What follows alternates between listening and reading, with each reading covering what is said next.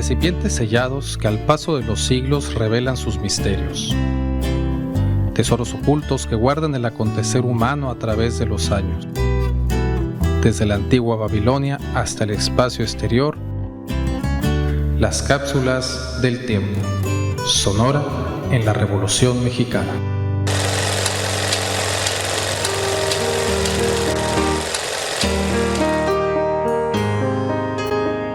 Se le conoce con el nombre de cuartelazo o decena trágica al golpe de estado militar ocurrido entre el 9 y el 19 de febrero de 1913, con el propósito de derrocar el gobierno del presidente Francisco I. Madero, quien había sido democráticamente elegido, y poner en su lugar al general usurpador Victoriano Huerta. Ante estos hechos, la mayoría de los congresos de los estados van a optar por reconocer a Victoriano Huerta, excepto dos, Coahuila y Sonora. El 5 de marzo de 1913, el entonces gobernador interino Ignacio L. Pesqueira expidió un decreto a través del cual el Congreso local y el gobernador del estado desconocían a Victoriano Huerta como presidente. A partir de este momento, nuevos personajes empezaron a sumarse a la lucha armada. Por ejemplo, Álvaro Obregón, a la cabeza del 4º Batallón Irregular de Sonora. Plutarco Elías Calles, que en las calles de Arizona empezaba a reclutar voluntarios. Y en Cananea, Salvador Alvarado se dirigió a los diputados diciendo: si ustedes reconocen a Victoriano Huerta como presidente, nosotros los desconoceremos a ustedes y a Huerta. A veces se dice, en tono de broma iconoclasta, que la Revolución Mexicana fue algo muy parecido a aquel tema de la Sonora Matancera. Songo le dio a Borondongo, Borondongo le dio a Bernabé, Bernabé le pegó a Muchila.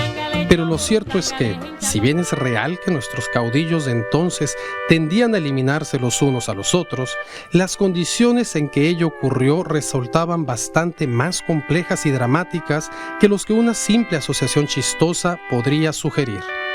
Para este momento, Madero sí estaba a punto de morir a manos de las fuerzas de Victoriano Huerta. Pero a este último, años más tarde y ya en el exilio, no lo asesinó otro líder revolucionario, sino el abuso del coñac.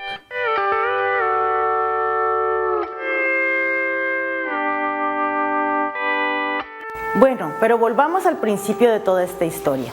Estamos en noviembre de 1911. En ese momento, Francisco I. Madero va a llegar a la presidencia de México como el ganador del primer proceso democrático importante en nuestro país. En este momento, él va a gozar del apoyo de la mayoría de los mexicanos. Sin embargo, algunos historiadores coinciden en que muy pronto va a empezar a cometer errores importantes que al final le van a costar no solamente el poder, sino también la vida. Uno de estos errores va a ser continuar con los vínculos con las élites porfirianas en aras de no afectar la estabilidad económica y social de nuestro país. Uno más, y muy importante, va a ser el haber conservado casi intacto el ejército porfirista y haber licenciado a las tropas revolucionarias que lo ayudaron a llegar a la presidencia. En especial esto va a ser muy importante porque estos revolucionarios van a empezar a sentir que el presidente no se identificaba con las clases populares. Toda esta serie de contradicciones van a ser retomadas por la prensa, quienes van a empezar a ridiculizar al presidente.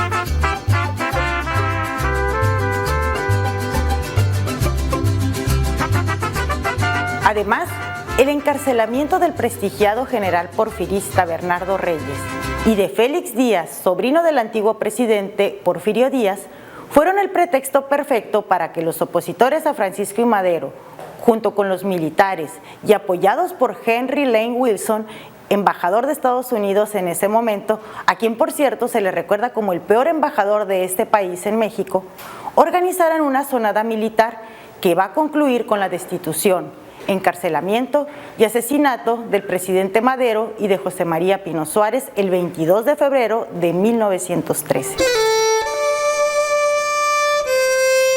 La decena trágica no solo trajo como consecuencia la subida al poder del general Victoriano Huerta, sino también la derrota de los avances democráticos que ya se habían puesto en práctica desde la campaña presidencial de Madero.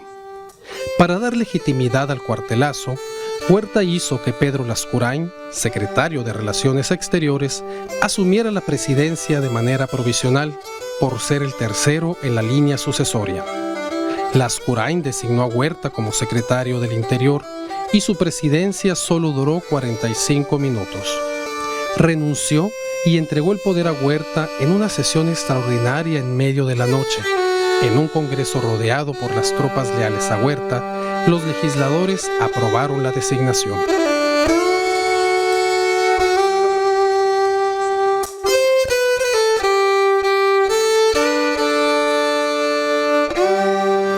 Luego de los trágicos acontecimientos del Cuartelazo, donde va a ser asesinado el presidente Madero y el vicepresidente Pino Suárez, el usurpador Victoriano Huerta va a acceder al poder. A partir de este momento, diversos gobiernos se van a apresurar a reconocer a Victoriano Huerta como presidente de México, pero no va a ser así con los Estados Unidos. El presidente Taft va a condicionar su reconocimiento a la cesión de México de los terrenos del Chamizal, que estaban en disputa desde hace tiempo. El presidente Woodrow Wilson consideraba que era importante que un presidente accediera al poder por la vía democrática, por lo que va a condicionar el reconocimiento de Huerta a la realización de elecciones. El 26 de marzo de 1913, en la Hacienda de Guadalupe, el gobernador Venustiano Carranza va a proclamar el llamado Plan de Guadalupe, siendo uno de los pocos gobernadores de México que se van a negar a reconocer a Victoriano Huerta como presidente. La llegada de Victoriano Huerta al poder va a provocar que se reanude la fase armada de la Revolución Mexicana. En Chihuahua, Pascual Orozco va a empezar a ganar adeptos en favor de Victoriano Huerta. Al principio, el ejército federal huertista va a tener algunas importantes victorias. Sin embargo, en Sonora se toparían con Álvaro Obregón. Entre abril y mayo de 1913, Obregón va a derrotar a los huertistas en las batallas de Santa Rosa y Santa María.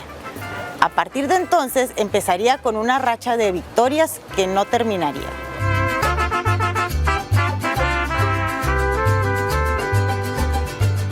Álvaro Obregón continuó triunfante. Después de su victoria en Nogales, su ejército aumentó a 8,000 hombres, mientras que el de Huerta no rebasaba los 2,000. El 8 de abril, Obregón atacó Naco en la frontera con Arizona, un golpe psicológico para las fuerzas federales. Aunque las tropas de Huerta resistieron por 5 días, Obregón usó el asedio de la ciudad para probar nuevas tácticas y aplastó a las fuerzas federales el 12 de abril. El amigo y comandante aliado de Obregón, Benjamín Hill, tomó simultáneamente la ciudad de Álamos para los rebeldes.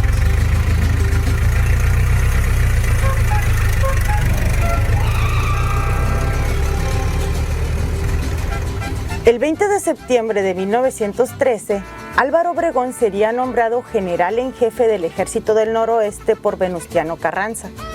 A partir de este momento se enfrentaría en campaña en contra de las fuerzas del usurpador Victoriano Huerta con un rotundo éxito. Esta racha de victorias va a continuar en 1914, luego de la escisión de las fuerzas revolucionarias en convencionistas y constitucionalistas. Sería en las batallas del Bajío cuando Obregón se va a enfrentar a las fuerzas de Pancho Villa. Emergería de esta campaña sin un brazo derecho, pero como el indudable general invicto de la Revolución Mexicana.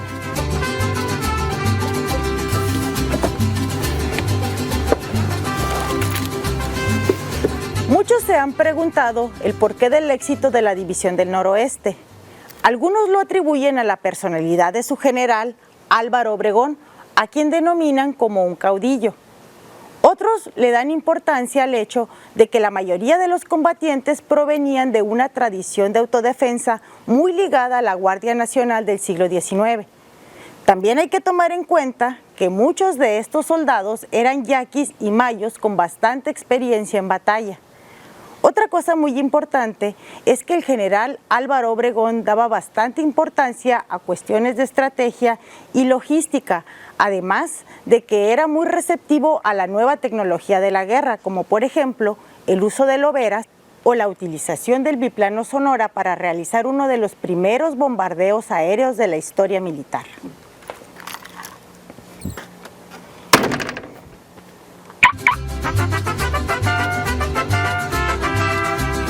Con independencia de que más tarde se desataran nuevas divisiones, ahora en torno a la ruptura entre el gobernador Maytorena y el comandante militar Plutarco Elías Calles, en un nuevo contexto en donde Maytorena se aliaba a Pancho Villa, mientras que Obregón, De la Huerta y Elías Calles permanecían fieles a Venustiano Carranza, y campañas posteriores sobrevenían sobre el estado de Sonora, acaso confirmando en parte aquel mito atávico de Songo, Borondongo y Bernabé. Si nos quedamos de momento de la toma de Zacatecas y la renuncia de Victoriano Huerta el 15 de julio de 1914, no nos será difícil comprender el papel protagónico que tuvo Sonora tras la caída de Madero, en aquel largo y sangriento conflicto armado por la salvación de la joven democracia mexicana.